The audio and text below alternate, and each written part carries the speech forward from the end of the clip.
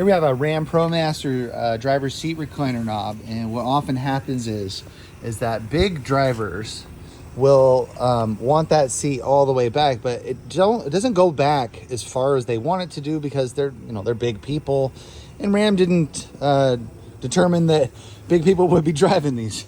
So what ends up happening is the driver wants to recline the seat, and then they keep pushing it back, and it doesn't go back any further. And what they've done is they've actually stripped out the shape of how it's supposed to fit on this actuator. That's what this piece is called. Okay, now when it first starts to wear out, it looks like this, and you can see that shape is kind of awkward, and it doesn't really grab on to the actuator very well.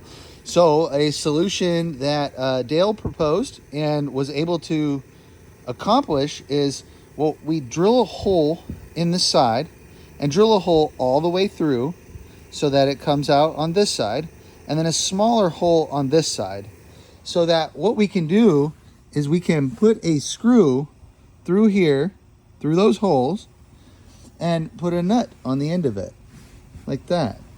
And if you pick the right screw here and the right nut, you can use this nut driver.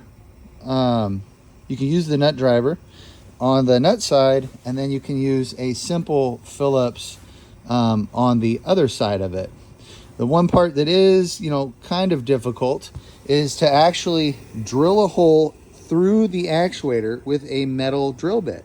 But once you do this and you have this through like so, now it cannot break, and it's already on the knob, and it won't be a problem for the drivers anymore.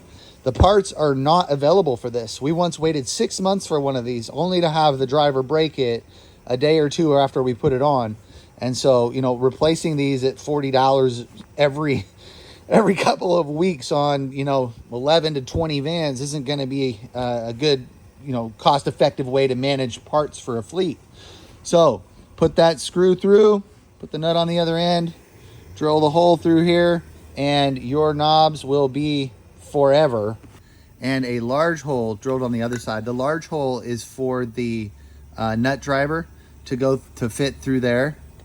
And the nut driver has a hole down the middle so that the long end of the bolt will be able to go in while it's still able to put the nut on. So in this scenario, we're going to run the screw through the two holes in the middle, and it can be hard to get your finger in there to actually line it up. So use yourself a screwdriver. Once you get them through the hole, which will be in the actuator knob as well, that's your actuator, and you can see we've got a hole drilled in it. And then while this is on the actuator knob in its final position, you're going to take the nut and put it into the driver, the nut driver. Try to get it in there ready to go, and you'll have to carefully, we're simulating that this is on the actuator. You're going to carefully either screw the nut or the screw itself.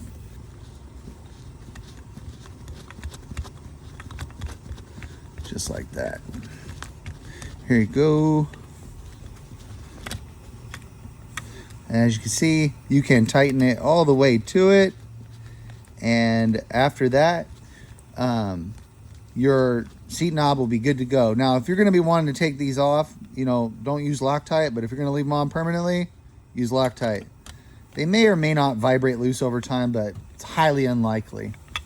So there you go. That's how it would pierce through the seat actuator assembly and prevent the seat knobs from wearing out and getting routed out by drivers. All right, here we have the finished seat recliner knob, and as you can see down inside of there, we've got the nut right inside of there, and on the other side, you have the Phillips head screw on the inside of there. So that way, this thing is it's not going anywhere. I mean, they're not taking it off, that's for sure, but at least it's not gonna wear out the inside and route it out.